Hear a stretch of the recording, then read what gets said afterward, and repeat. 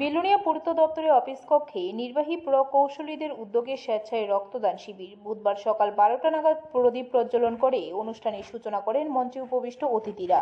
রক্তদান শিবিরে বিধায়িকা আলোচনা রাখতে গিয়ে বলেন, যুব সমাজকে রক্তদানে উৎসাহিত করার জন্য উদ্যোগ গ্রহণ করা, রক্তদান শিবির প্রতিনিয়ত জারি রাখা এবং প্রত্যেক দপ্তরকে 2-3 মাস অন্তর রক্তদান শিবিরের আয়োজন করার আহ্বান রাখেন।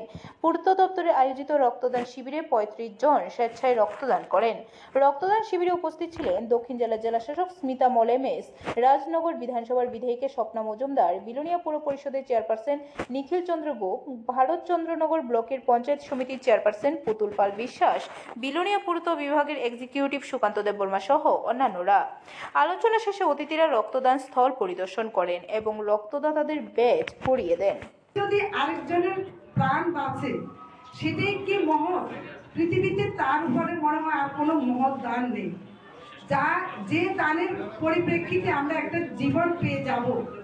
সেটা মানব জন্ম, আমি বলবো আমাদের জন্ম যে মানব জন্ম, সেটা সার্থক।